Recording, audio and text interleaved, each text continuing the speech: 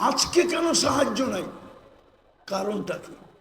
আমি আপনাদেরকে কারণ বুঝাইতে চাইতেছি। শেষ কাজে কারণ বুঝাইতে চাইতেছি কেন এই দুরবস্থা।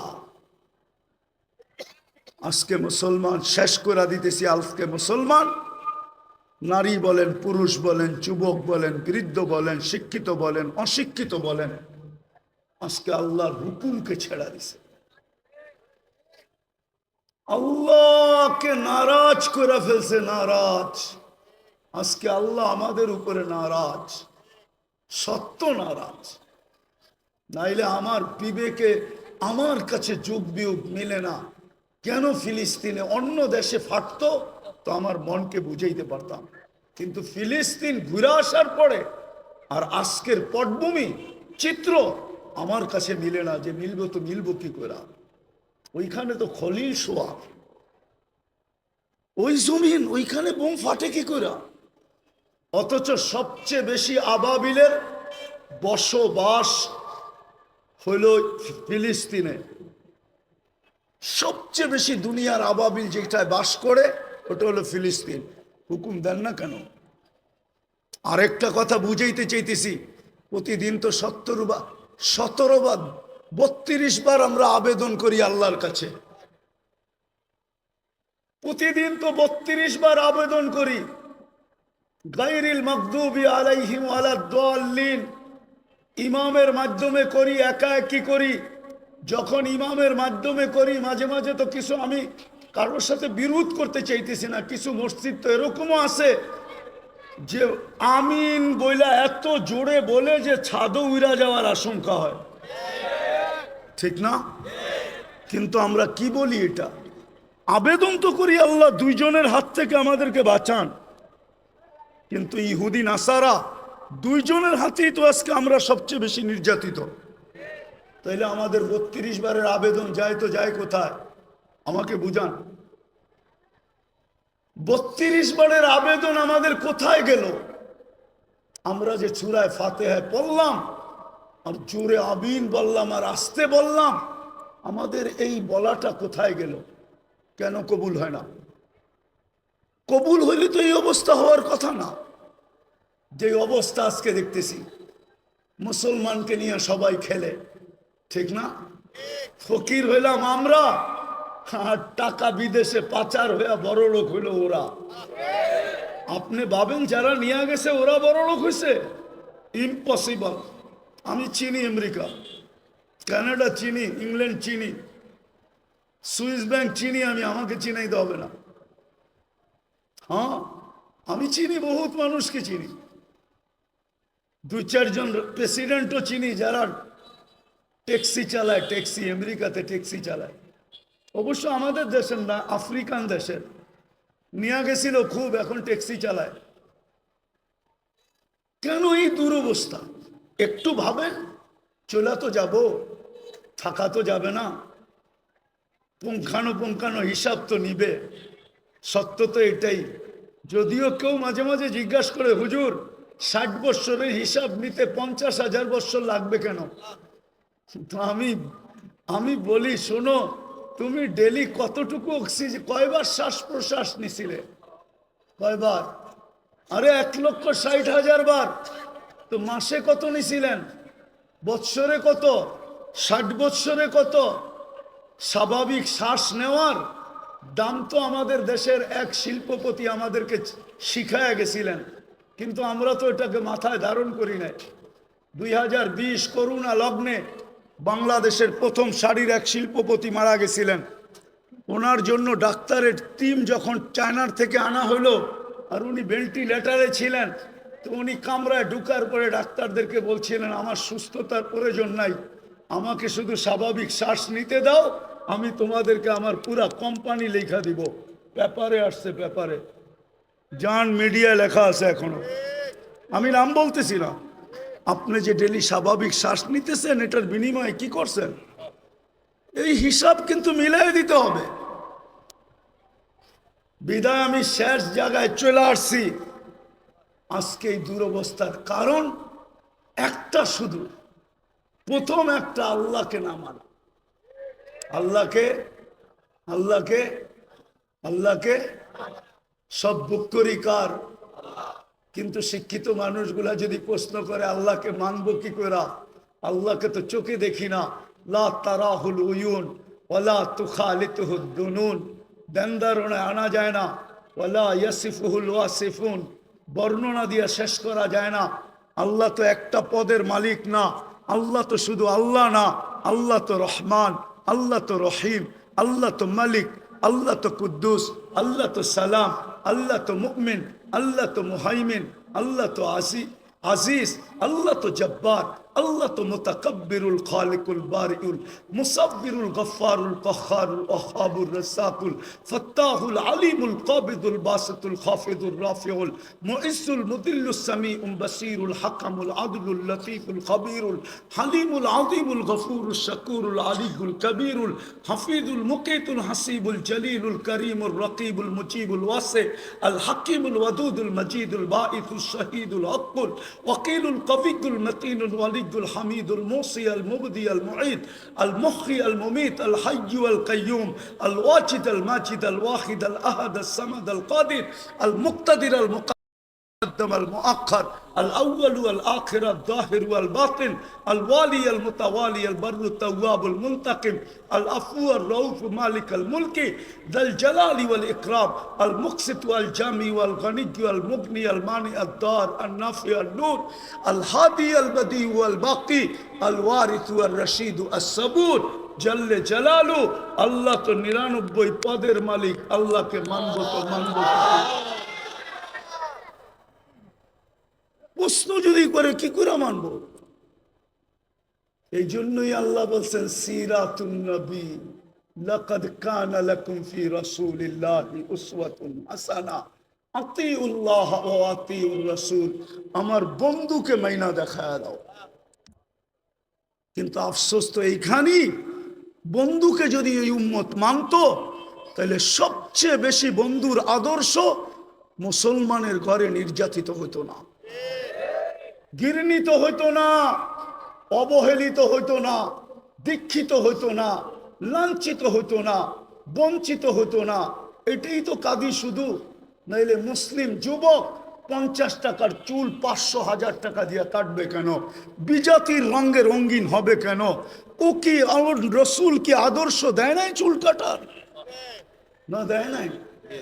রসুলের আদর্শ মতো চুল কাটলে তো চুলের প্রত্যেক চুলে সওয়াবও পাইতো, আল্লাহ রাজি থাকতো, কিয়ামতের দিন হাত পাতার সুযোগ হইতো। যুবক যদি আল্লাহর রসুলকে কিয়ামতের দিন দেখতে দেরি, হাত পাততে দেরি করতে পারতো না, হাত পাততে পারতো। যদি জিজ্ঞাসা করতো হাত পাতিস কেন?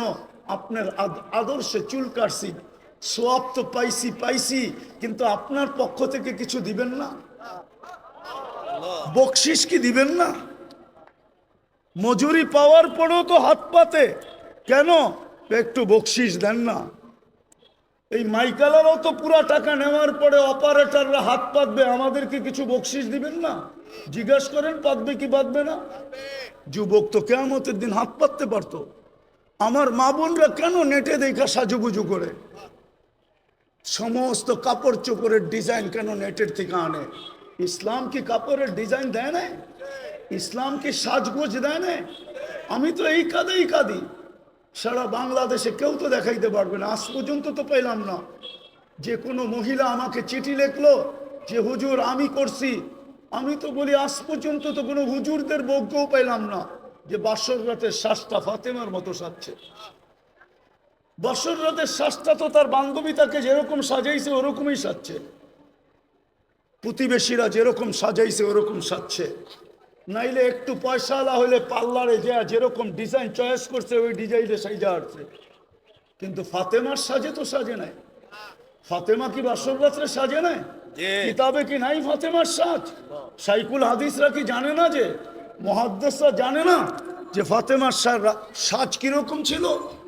আজকে যদি ওই মহিলা সাজতো, কালকে কিয়ামতের দিন যখন আল্লাহ বলতো ফাতেমা রাদিয়াল্লাহু তাআলা আনহার হাতে ঝান্ডা দিয়া, ফাতেমা তোর মেয়েদেরকে ডাক আর চল জান্নাতের দিকে, তো এই মাও তো যে বোনও তো যে দাঁড়াইতে পারতো, এই মাও তো যে দাঁড়াইতে পারতো, এই মেয়েও তো যে দাঁড়াইতে পারতো। ফাতেমা যদি জিজ্ঞাসা করতো তুই পাশে দাঁড়াইলি কেন? বলে আমার কাছে কিছু নাই বটে, কিন্তু বাসর রাতের শ্বাসটা আপনার মতো ছিল, বিদায় পাশে দাঁড়াইলাম, দেখি আমাকে একটু নিয়ে যান কিনা। আজকে আল্লাহ রসুলের আদর্শের স্বাস্থ্য নাই। আপনার সাহায্য হবে তো হবে কি কইরা? চিৎকার দিয়া সবকিছু জিতা যায় না, সম্মেলন করে সবকিছু করা যায় না। আপনি আমাকে বুঝাইতে হবে না, রাগ হেন না। আমার চোখের পানি শেষ। আপনি ছোট পাতলা চশমা দেখেন তো, তাই না? ভিতরে একটা মোটা লেন্স বসানো আছে, অপারেশন করে ভিতরে আমার লেন্স বসানো আছে। চোখের পানি শেষ, কানতে কানতে। দুনিয়া কম দেখি নাই। এই জন্য বলি হুজুররা একমত নাও হইতে পারে আমার কাছে। আজকে মুসলমানের দুরবস্থা, যারা নবীর আদর্শকে ঘৃণা করে, নবীর আদর্শকে ধিক্কার দেয়, যারা নবীর আদর্শকে লাঞ্ছিত করে। আমি আরেকটাও কথা বলি, যতই সাজেন না কেন ওদের সাজে। আমি শিক্ষিত সমাজকে বলতে চাই, সুশীল সমাজকে বলতে চাই, আধুনিক সমাজকে বলতে চাই, ডিজিটাল সমাজকে বলতে চাই, পায়ে হাত দিয়ে বলি, আপনারা যতই সাজেন না কেন, আমি প্রমাণ, আর কাউকে প্রমাণ দিতে হবে না। আমি বহুত জনকে বাংলাদেশের চিনি, যাদের সাথে আমার সফর হয়েছে। এয়ারপোর্টে 3 ঘন্টা থেকে 6 ঘন্টা পর্যন্ত বসার লোক আমি চিনি, ইমিগ্রেশন বসায় রাখছে। আর আমি অহংকার করে বলতেছি না, উড়তে 5 মিনিটের বেশি কোনো এয়ারপোর্টের ইমিগ্রেশনে আজ পর্যন্ত দাঁড়াইতে হয় নাই, 5 মিনিটের বেশি। কিন্তু আমি চিনি, নাম বলবো না। আমার বয়ান যদি ওরা শুনে, বলবে হুজুর নাম বলে নাই, খুব ভালো করছে, নাইলে আমাদেরকে মানুষ চিনত। আমি চিনি আমার সমাজের লোক, যারা ওদের সাজে 100% কেন, ওদের চেয়ে আপডেট সাজা ছিল। কিন্তু পাসপোর্ট যখন পাঞ্চ করছে, তো বাহির হয়ে আসছে ধর্ম ইসলাম। বলছে তোর ধর্ম তো ইসলাম, তুই আমাদের চেয়ে বেশি আপডেট। সন্দেহ আল্লাহ ঢুকায়া দিছে, বস তুই, তোকে আগে যাচাই বাছাই করে নেই।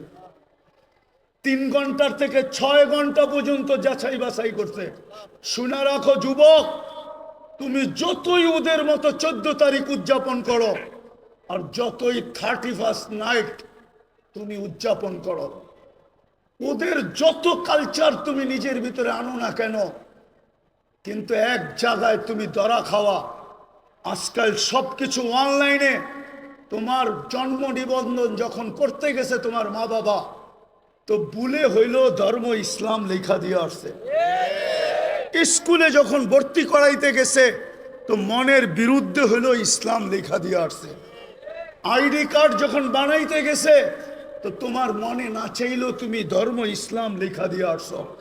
পাসপোর্ট যখন বানাইছো, তখনও তুমি ধর্ম ইসলাম লেখা দিয়ে আসছো। যেই দিন তুমি চাকরির অ্যাপ্লাই করছো, ওই দিনও তুমি ধর্ম ইসলাম লেখা দিয়ে আসছো। অনলাইনে সারা দুনিয়ায় চলে গেছে, হেড অফিসে জমা হয়ে গেছে।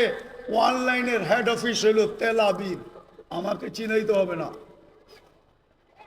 অনলাইনের হেড অফিস হলো তেল আবিব। তেল আবিবে চলে গেছে, তুমি মুসলিম, তোমার সাজের দিকে ওরা দেখবে না। আমার বয়ানে আছে, বয়ানে 2008-এর কাহিনী, 2008-এর কাহিনী আমার বয়ানে আছে, বয়ানে। তোমার সাজগোজ ওরা দেখবে না, সাজগোজ। আমি যেদিন জার্মানির ভিসা নিতে গেছি, 6 দিন আগে আমার বড় ছেলে মারা গেছিল। আমি 6 দিন পরে জার্মানির এমবেসিতে গেছি, আমার ইন্টারভিউ ছিল।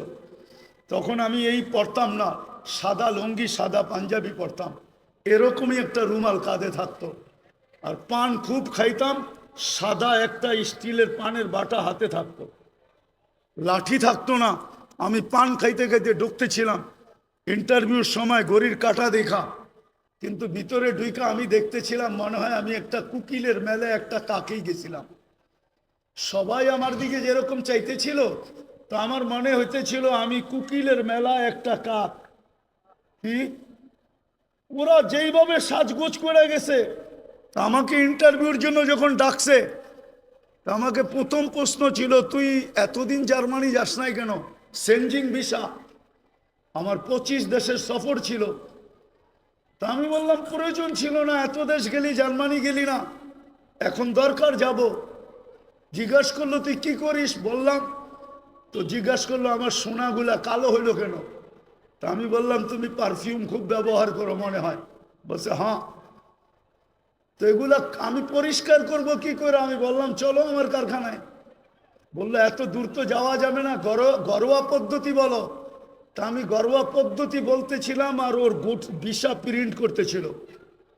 আমাকে বলল 600 এত টাকা দাও, 6000 এত টাকা দাও। দিলাম। আমাকে বলল তুই 2 মিনিট বস। আমি তো দেখছি ভিসা প্রিন্ট করা শেষ, ও শুধু সিগনেচারের জন্য যেতেছে। গেল 1 মিনিট পরে এসা বলতেছে ভিসা ওকে নিয়ে যাও। তো মানুষ তো ভিসা এমনি দেখে, আমি উল্টা দেখতেছিলাম।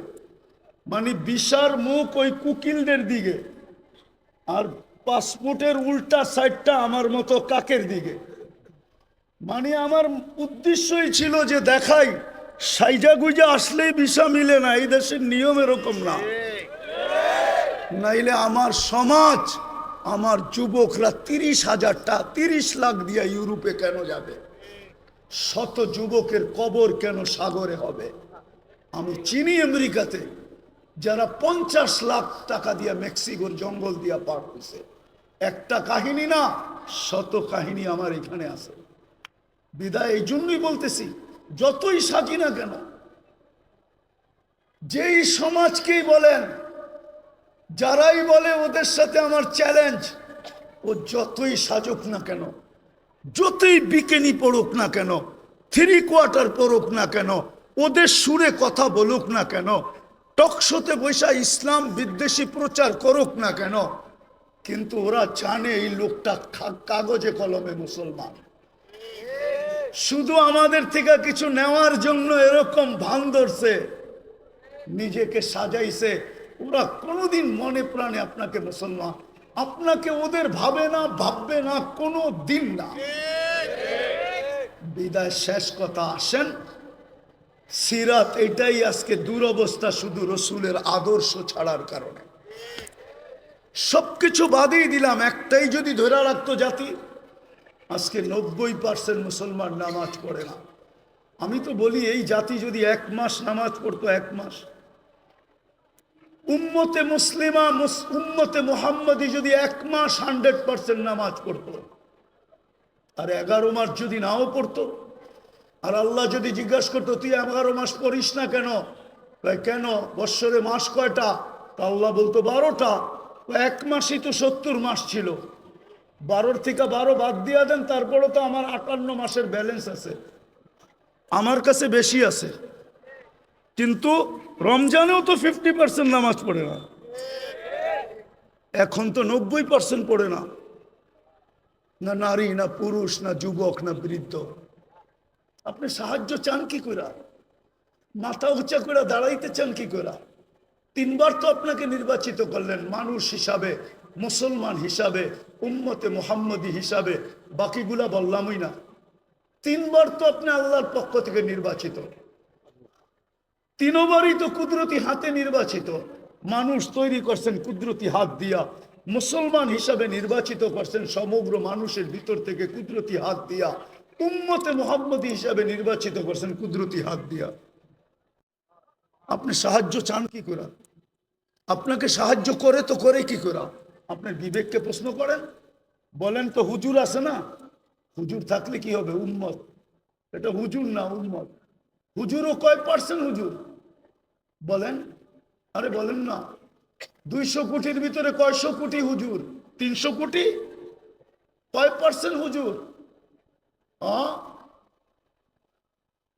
বাংলাদেশে কয় পার্সেন্ট হুজুর? সারা দুনিয়ায় কয় পার্সেন্ট মুসলমানের ভিতরে হুজুর? হুজুর দেখা, দাড়ি দেখা, টুপি দেখা, জুব্বার পাগড়ি দেখা 90% মুসলমান নামাজ পড়ে না। আপনাকে সাহায্য করে তো করে কি করে বলেন? অথচ 5 বেলা কে ডাকে? কে ডাকে? আরে জোরে বলেন। কোন আল্লাহ? 99 পদের মালিক আল্লাহ ডাকে। সামান্য একটু পদস্থ ব্যক্তি ডাকে সাড়া না দিলে হাত কড়ি পড়তে হয়, বেরি পড়তে হয়। আমি জানি, আমি জানি, আমি আমি কখনো মুখ খুলি না তো। আমার বললাম না আমি ঠান্ডা হুজুর, আমি জানি। আমি টঙ্গীর থেকে বয়ান করে বাহির হয়েছি, আমার গাড়িতে উঠবো, পিছের থেকে 2-3 জন আমাকে ধরছে, স্যার গাড়ি পাঠাইছে, আপনাকে এই রাত্রে যেতে হবে। কোথায়? জায়গার নাম বলছে যেটা বাংলাদেশের এক কোনায়। স্যারের প্রোগ্রাম কালকে দুপুরে। আমি বললাম আমার 3টা মাদ্রাসার প্রোগ্রাম আছে।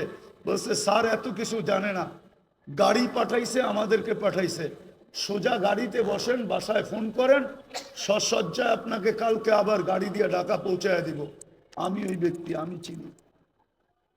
সামান্য একটু কথা না মানলে হাতকড়ি হয়, বেড়ি হয়, জেল জরিমানা হয়। ও ঢাকার মানুষ বলেন না ডেলি 90 ভাগ মুসলমান নামাজ পড়ে না, 5 বেলা আল্লাহ ডাকে, বুক করে কাটটা। ও যুবক, কাটটা বুক করে বলো না, ওই আল্লাহ ডাকে, তারপরও তো আসে না। আপনাকে যে এখনো বাঁচায় রাখছে, শুকরিয়া আদায় করেন। এই জন্যই তো ইহুদিরা একটা স্লোগান দেয় বর্তমানে। হিব্রু ভাষা তো বুঝেন না, শুধু চিৎকার দেন। ইহুদিদের একটা স্লোগান এখন চলতেছে, স্লোগান সারা দুনিয়ার ইহুদিদের, যেটা আমি আরবি ভাষায় বানায় নিয়ে আসছি। ইহুদিদের স্লোগান, এখনই সময়, এখনই সময়, এখনই সময়, আনতুদাম্মিরুল মুসলিমিনা কাইফা তুরিদুনা আনতুদাম্মিরুহা।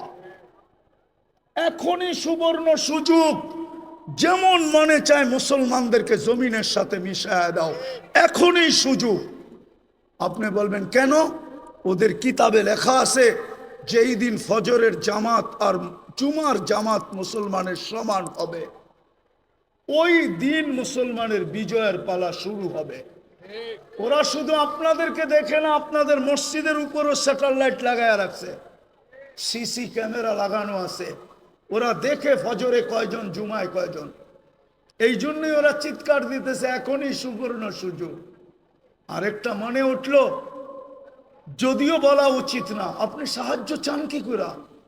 সৌদি আরবের মতো দেশে পোশাকের কি অ্যাডভার্টাইজ দিতে যায়, খোলা আকাশের নিচে খোলা মঞ্চে উলঙ্গ ডান্স দেখেন না? আপনি সাহায্য চান কি করে? বলেন কি করে চান? কি করে চান? যুবকদের পায়ে হাত দিয়ে সারা রাত্র আনলিমিটেড, হয়তো ঘরে ওয়াইফাই আছে, নাইলে প্রতিবেশীর পাসওয়ার্ড আছে, নাইলে বন্ধুদের হটস্পট আছে। আর যদি তাও না থাকে তো ঢাকা শহরে এই মধুবাগে পাওয়া যাবে, সারা রাত্র নেট বিক্রি করার জন্য ও সজাগ থাকে। যার নেট শেষ, সাথে সাথে যোগাযোগ, সাথে সাথে এমবি পাঠায় দেয়, সারা রাত্র নেটের ভিতরে ঘুরতে থাকে। কিনা দেখে সাহায্য চান কি করে? বিদায় আসেন, আসেন, আসেন, আসেন, তওবা করি আজকে, তওবা। একটাই রাস্তা খোলা আছে উম্মতের সামনে, যদি 200 কোটি উম্মত তওবা করে। কিন্তু আফসোস তো আমাদের, আফসোস আমার এটাও, আমাদের স্কলারদের কাছে আমার একটা আফসোসের আবেদন, আজ পর্যন্ত কোনো দুনিয়ার কোনো দেশের স্কলারদেরকে দেখলাম না, ধর্মীয় স্কলারদেরকে সারা দেশের মানুষকে বলল যে চলেন ফিলিস্তিন আমাদের থেকে 7 সমুদ্র 13 নদীর ওই পারে, আমরা কিচ্ছু করতে পারি না, চলেন আমরা একটা দিন তওবা ডে উদযাপন করি। আজকের দিনে আমরা তওবা করব, অথবা আজকের দিনটা আমরা ওদের জন্য রোজা রাইখা ইবাদতের ভিতরে কাটায় আল্লাহর কাছে মেসেজ দিব, আল্লাহ 7 সমুদ্র 13 নদীর এই পারে আমরা না টাকা পাঠাইতে পারি, না পয়সা পাঠাইতে পারি, না ওদের জন্য কাপড় পাঠাইতে পারি, না খাদ্য পাঠাইতে পারি, আমরা কিছু করার ক্ষমতা রাখি না, আমরা যাইতেও পারবো না। যদিও সমস্ত দেশ অনুমতি দিবে, কিন্তু আপনার প্রতিবেশীর দেশ অনুমতি দিবে না যে আপনি ইসরায়েলে, ফিলিস্তিনে যাবেন ইসরায়েলের বিরুদ্ধে, আপনার প্রতিবেশী দেশ আপনাকে অনুমতি দিবে না, না, না, না, না, না। কেন? সে তো ইসরায়েলের সবচেয়ে বড় বন্ধু, অনুমতি দিবে না। বিদায় যদি আমাদের স্কলাররা একটা দিন দিত, জাতিকে বলতো চলেন আমরা অমুক দিন রোজা রাখি, তওবা করি, আল্লাহর কাছে আবাদত করে বলি, মেসেজ পাঠাই। কিন্তু আজ পর্যন্ত তো একটা দেশেও দেখলাম না, একটা দেশও তো পেলাম না। কোন স্কলারের মুখ থেকে তো এই আহ্বানটা জাতির সামনে আসলো না। বড় দুঃখ লাগে। এই জন্য আসেন আমরা এখন তওবা করি। করবেন? করবেন? হ্যাঁ করবেন? কে কে করবেন দেখি? হ্যাঁ তাইলে বলে দেন, আল্লাহ অতীত থেকে তওবা করলাম। বলেন বলেন, আপনি আমাদের তওবা কবুল করেন, আমাদের গুনাহ মাফ করে দেন। চলেন আপনাদের তওবার একটা প্রমাণ দিই। লম্বা হয়ে যেতেছে না তো? হ্যাঁ আবার কোনোদিন আসি না না আসি কে জানে। এই জন্য মনে উঠলো, এই জন্য বলতেছি। আদম আলাইহিস সালাম বলতেছিলেন যে আমি একটা ভুল করছি, করতে দেরি, আমাকে জান্নাত থেকে বাহির করে দিতে দেরি করেন নাই। সত্য তো? কিন্তু উম্মতে মুহাম্মদী সারাদিন গুনাহ করবে, রাতের 3 ভাগের 1 ভাগ অতিবাহিত হইতে দেরি, আল্লাহ উম্মতে মুহাম্মদীকে ডাইকা ডাইকা গুনাহ মাফ কইরা জান্নাত হাতে উঠায়া দিয়ে দিবেন। জিজ্ঞাসা করেন এই হাদিস আছে কি নাই? আমরা তওবা করছি যখন নিষ্পাপ, নবীর সব আদর্শ বাদিয়ে দিলাম, একটা আদর্শের উপরে চলেন আমরা উঠি, সব আদর্শ বাদ দিলাম। আল্লাহ রসুলের সবচেয়ে বড় আদর্শ, জমিনে যখন পা রাখতে দেরি, চাদরে রাখতে দেরি, সেজদা করতে দেরি করেন নাই, শুধু চাদরে রাখছেন। দাই শেফা আব্দুর রহমান ইবনে আউফ রাদিয়াল্লাহু তাআলা আনহুর আম্মা চাদরে রাখতে দেরি, ডাইন দিক হয়ে সেজদা করতে দেরি করেন না, লম্বা সেজদা। আম্মা জান বলছিলেন, বেটা সেজদায় যে কি বলছিলি তুই আমি জানি না, কিন্তু তুই সেজদায় কিছু বলতেছিলি। আমি তো বলি সেজদা করেন নাই। উম্মতকে মেসেজ দিছেন, উম্মত নামাজ নামাজ নামাজ নামাজ। এই জন্য যাওয়ার সময়ও চিৎকার দিছিলেন, আসসালা আসসালা, নামাজ নামাজ নামাজ। আর সবচেয়ে বেশি ব্যথিত ছিলেন যখন মুসা আলাইহিস সালাম বলতেছিলেন, একটু নিজের বিবেককে জিজ্ঞাসা করেন, কালকে এই মুখটা কি করে দেখাবেন আল্লাহকে? না যায়া বলবেন আমি আধুনিক ছিলাম, আমি এডুকেটেড। ওটাও তো আল্লাহ বলে দিছে তুই এডুকেটেড। এডুকেটেড তোকে বানাইলো কে?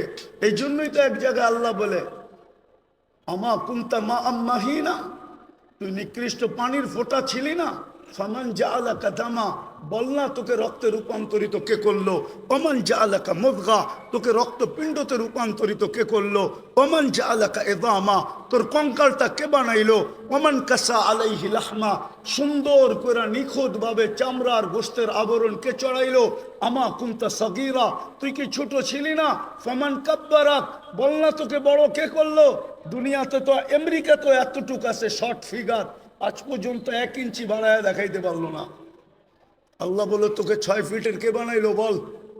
আমা কুনতা যায়ীফা, তুই কি মার পেটের থেকে দুর্বল আসিস না? ও যুবক পায়ে হাত দিয়া জিজ্ঞাসা করি, ফামান কাওয়াকা, বল না তোকে সুঠামত কে দিল?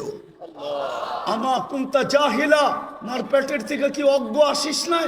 ফামান আল্লামাক, ও শিক্ষিত লোকগুলা তোমাদেরকে শিক্ষায় দীক্ষায় আলোকিত কে করলো? আজকে আল্লাহ ভুলে গেলে? উচিত তো ছিল গাছে ফল আসলে ঝুঁকবে, কিন্তু আমি তো দেখি আমার সমাজে শিক্ষিত লোক বেশিরভাগই, বড় পার্সেন্টেজ আমার সমাজে শিক্ষিত লোকগুলো আল্লাহর থেকে দূরে। আমি তো মাঝে মাঝে ভাইবা আমার যোগ বিয়োগ মিলে না, যে ডাক্তার বেনামাজি হয় কি করে? ও তো আল্লাহর কুদরত দেখে শরীরের ভিতরে, ঠিক না? কি বলেন? এর চেয়ে বড় কুদরত আর কি দেখাবো? চলেন একটা উদাহরণ দেই। মানুষের অঙ্গের ভিতরে দেখার মধ্যে সবচেয়ে ছোট অঙ্গ কোনটা বলতে পারেন? হ্যাঁ আরে বলেন না।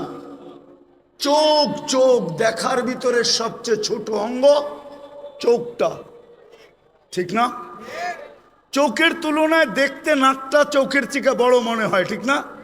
কানটাও, ঠোঁট, হাত পাও তো আছেই, ঠিক না? সারা দুনিয়ার চোখের ডাক্তারকে যদি মধুবাগের ইমাম আর খতিব সমিতি যদি ডাইকা নিয়ে আসে এই মাঠে, আর যদি জিজ্ঞাসা করে যে শত শত বৎসর চোখ নিয়ে গবেষণা, বলো এটা শেষ হবে কোথায়? তো সারা দুনিয়ার চোখের ডাক্তাররা একটা মুস্কি হাসি দিবে আর বলবে গবেষণা চলতেছে, এটা বলতে পারি, কিন্তু শেষ কোথায় হবে এটা দুনিয়ার কারো জানা নাই। এটার কিনারা কোথায় আমরা জানি না। এতটুক জায়গার ভিতরে যদি ফিট করতে পারে, এটি তো আল্লাহ বলে, এতটুক জায়গার ভিতরে এরকম টেকনোলজি ফিট, প্রযুক্তি ফিট, যেটার কিনারা নাই। 13 কোটি ক্যামেরা এক চোখে, 13 কোটি, দুই চোখে 26 কোটি ক্যামেরা, 26 কোটি। তার নিয়ে গেছেন পিছনে, প্রত্যেক ক্যামেরার জায়গা ব্যবহার করছেন 1.6 সেন্টিমিটার। দুই তারকে একসাথে লাগতে দেয় নাই, দিলে ফায়ার হবে, সব উল্টা দেখবে। ওই আল্লাহ জিজ্ঞেস করে কুনতা জাহিলা ফামান আল্লামাক, বল তুই তো অজ্ঞ আসছিলি, তোকে শিক্ষাকে দিল। আমা কুনতা মিসকিনা, তুই মার পেটের থেকে অসহায় আসিস নাই, নিশ্চয় আসিস নাই। ফামান আগনাকা, বল তোকে স্বয়ং সম্পূর্ণ কে করলো? আজকে 200 বার আল্লাহ বলে না। যাক, যেটা বুঝাইতেছিলাম, মুসলমানের এই দুরবস্থা কেন? ফিলিস্তিন নিয়ে শুরু হয়েছিল যে যুগ বিয়োগ তো মিলে না। খলিল সোয়া, মুসা আলাইহিস সালাম সোয়া, 70 জন নবীর কবর চিহ্নিত, বাইতুল মুকাদ্দাস 1 বৎসর 1 মাস 60,000-এর উপরে মানুষের রক্ত ঝরল, বাড়িগুলা সব মাটির সাথে মিশা গেল। কেন? আমরা ছোট একটা নিন্দা প্রস্তাব পাশ করাইতে পারলাম না, 200 কোটি হওয়া সত্ত্বেও। এই দুরবস্থা কেন? আল্লাহ আজকে আমাদের থেকে চক্ষু ফিরায় নিলেন কেন? অথচ পিছনের ইতিহাস যদি দেখি, তো একজন হাত উঠাইতে দেরি, ফেরেশতা নামতে দেরি করে নাই। আজকে তো লক্ষ কোটি উলামায়ে কেরাম ডেলি চোখের পানি ঝরায়। বলেন এই ইমাম আর খতিব পরিষদ কি চোখের পানি ঝরায় না? না জড়ায় না ফিলিস্তিনের জন্য? না জুমার দিন দোয়া করে না? না মাদারেসগুলোতে ডেলি ইয়াসিন খতম হয় না? না ডেলি কোরআন খতম করা দোয়া হয় না? না মা বোনরা ঘরে দোয়া করে না? হবে বাংলাদেশে এরকম মা বোন আছে যারা চুপে চুপে ফিলিস্তিনের জন্য রোজা রাখে, যারা চুপে চুপে ফিলিস্তিনের জন্য চোখের পানি, নামাজ পড়া চোখের পানি ঝরায়। কেননা মা বোনদের দিল আমাদের দিলের চেয়ে বহুত নরম। আমরা জানি না ওনারা চড়াইতেছে, কিন্তু চোখের পানি মাথার উপরে ওঠে না কেন? কারণটা কি? ওইখানে তো দেখি একজন, প্রমাণ দিব, প্রমাণ দেই তেলে প্রমাণ। ইবনে ওমর রাদিয়াল্লাহু তাআলা আনহু বলেন, আমরা 8000 ছিলাম। হায়াতু সাহাবা উঠায় দেখেন, তারিখে সাহাবা উঠায় দেখেন, আমরা 8000 ছিলাম, রুমি 1 লক্ষ ছিল। বহুত দিক দিয়ে আমাদেরকে কয়েকভাবে আমাদেরকে আমরা বেষ্টনীর ভিতরে চলে আসছি, অবরুদ্ধ ছিলাম। ভাবতেছিলাম কবরটা এখানেই হবে। তো বলতেছিল, আমার পাশেই একজন দাঁড়ানো ছিল, ক্ষুধায় বড় কাতর, কাপড়গুলা বড় জীর্ণ শীর্ণ, চামড়াগুলা বিলকুল বইটা গেছে, তলোয়ার রাখার কোনো নেয়ামও নাই। একটা রশি দিয়া কোমরে তলোয়ারটা বাঁধা রাখছেন। পায়ের দিকে তাকায় দেখি জুতাও নাই, কিন্তু উপর দিকে তাকায় জানি কি বলতেছিল। তো আমি ভালোভাবে কান পাইতা শুনতেছিলাম যে বলে তো বলে কি। তো শুনলাম উপরে তাকায় হাত উঠায় বলতেছে, ইয়া রব্বা মুহাম্মদ, ও রব্বে মুহাম্মদ, উনসুর উম্মতা মুহাম্মদ। এখনো কি মুহাম্মদুর রাসূলুল্লাহ সাল্লাল্লাহু আলাইহি ওয়াসাল্লামের উম্মতের সাহায্যের সময় আসে নাই? আপনি কি দেখেন না আমরা কয়ভাবে বেষ্টিত, অবরুদ্ধ? বলে বলতে দেরি আমি দেখলাম ফাসাক্কাস সামা, আকাশ ফাটলো।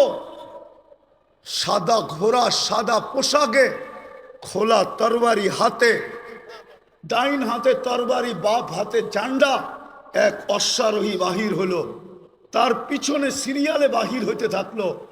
চোখের পলকে প্রথমটা মাথার উপরে এসে একটা চিৎকার দিল, আবশির ইয়া উম্মতে মুহাম্মদ, ও উম্মতে মুহাম্মদী সুসংবাদ গ্রহণ করো, যা নুসরা রব্বা মুহাম্মদ, মুহাম্মদুর রাসূলুল্লাহ রবের সাহায্য চলে আসছে। ইবনে ওমর রাদিয়াল্লাহু তাআলা আনহু বলেন, আমি সামনের দিকে তাকাইলাম তো দেখলাম রুমিরা ভাগতেছে। কেন যে ভাগতেছে এটাও বুঝতে পারলাম না। যে যেদিকে পারতেছিল ভাগতেছিল, আমরা পিছু নিলাম, যাদেরকে জাহান্নামে পৌঁছায় দিলাম, বাকি ভাইগা গেল। আমরা গনিমতের মাল জমা করে পাহাড় বানায় দিলাম। একজনের জন্য তো সাহায্য আসতো, এরকম কথা কি কিতাবে হাজারো লেখা নাই? না লেখা নাই? হুজুররা বলুক লেখা নাই? আরে সাহাবা তো সাহাবা, আল্লাহর ওয়ালির কারণে সাহায্য আসে না? না আসে না? রাজা গৌর গোবিন্দ তো রাজাই ছিল, ঠিক না? কি আরে বলেন না, ছিল না? ছিল না? শাহজালাল রহমতুল্লাহ আলাই কোনো কি সেনাবাহিনী নিয়ে আসছিলেন নাকি? হ্যাঁ, ওনার সফর সঙ্গী ছিল কয়জন? টোটাল 12 জন। টোটাল 12 জন ছিলেন সফর সঙ্গী। ওনার হাতে তো কোনো তলোয়ারও ছিল না, শুধু জায়নামাজই ছিল, ওইটাই সুরমায় বিছায়া দিছেন। সুরমা চিনছে কে জায়নামাজ বিছাইছে। বিজানোও যাবে না, ডুবানোও যাবে না, বরং ওই পারে পার করে দেওয়া দিতে আমি বাধ্য। পার করছেন না করেন না? শুধু এই অবস্থা দেখেই তো বাইগা গেছে, ঠিক না? আসামে বাইগা চলে গেছে, সিলেট খালি করে দিছে। আপনি ভাবছেন রাজা গৌর গোবিন্দ শুধু শাহজালাল রহমতুল্লাহ আলাইকে দেখছেন? ওকে কবর থেকে উঠায় আইনা জিজ্ঞেস করলে না বোঝা যাবে কি দেখছে? হ্যাঁ, কি ওলামা একমত না দুই মত? ওরে কবর থেকে উঠায় আইনা জিজ্ঞেস করলে না বোঝা যাবে ও কি দেখছে? ও কি শাহজালাল দেখছে? হইতে পারে শাহজালালের পিছে বিরাট বড় এক ফেরেশতার বাহিনী দেখছে। সত্য এটাই।